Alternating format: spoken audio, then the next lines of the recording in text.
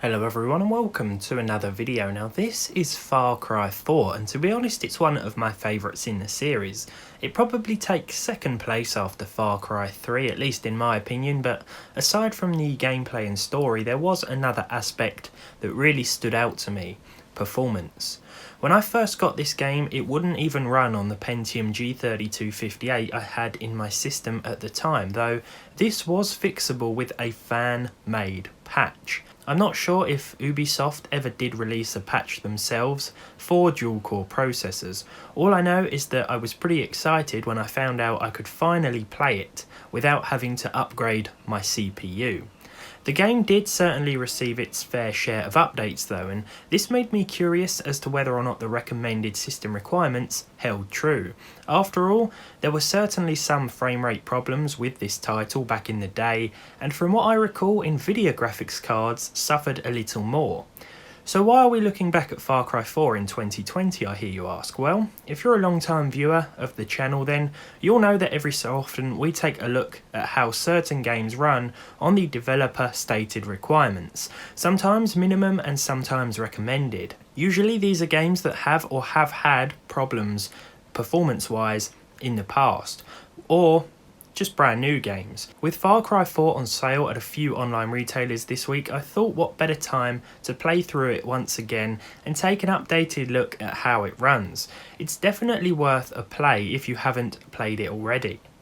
So the recommended requirements include an AMD FX 8350 or Intel Core i5-2400S, along with a Radeon R9 290X or GTX 680 with 8GB of RAM.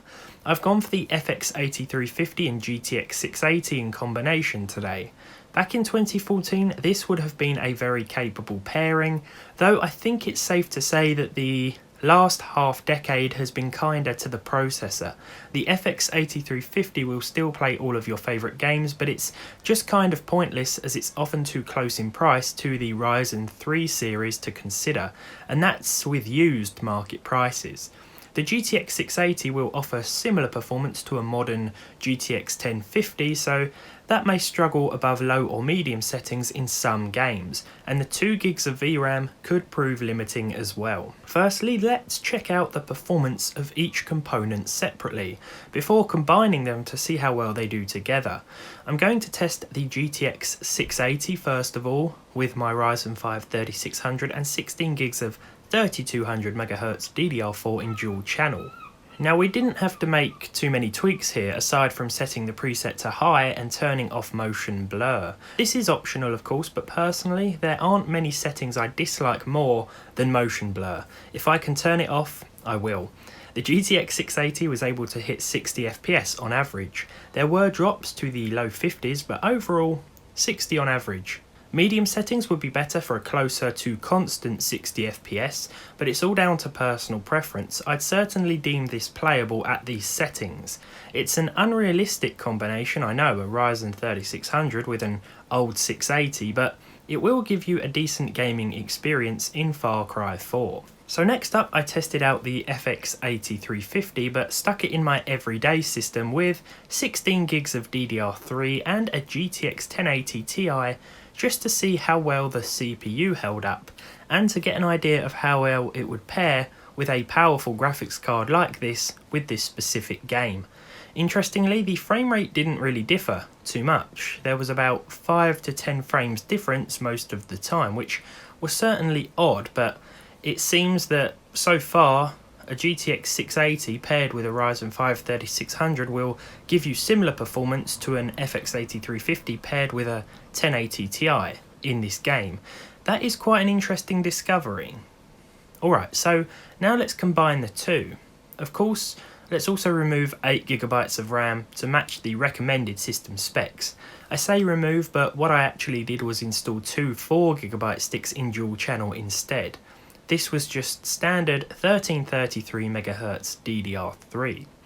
The 8350 and 680 will average 53 FPS when paired together, which is still an okay result, though there are certainly some off-putting frame drops here and there.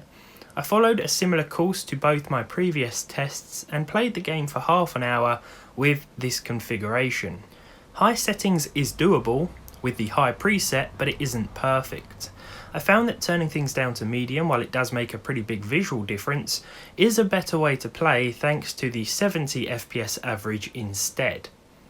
Despite the drops, the frame rate still stayed above 60 a lot more as well, so if you're interested in picking this up for PC at the moment and have similar hardware, then medium at 1080p will be your best bet. You're still getting a way better experience than the PS3 and Xbox 360 versions can offer, and you're getting a better frame rate than the Xbox One and PlayStation 4 versions can offer, even though those versions will look better than the PC version at medium settings. There we go. If any of you want to play Far Cry 4, or you were just wondering how well it ran on the recommended system requirements these days, well, I hope this helps. If you want to check out what else the GTX 680 can do in 2020, well, I recommend checking out that video, because if I were to retest it again with the FX 8350, then it wouldn't really be too much different than when I tested it with a modern Ryzen chip, because it is the bottleneck in most scenarios these days. So yeah, it's not going to make too much difference at all, only in those really CPU intensive games whereby the 680 is barely being utilised, which these days doesn't happen too often.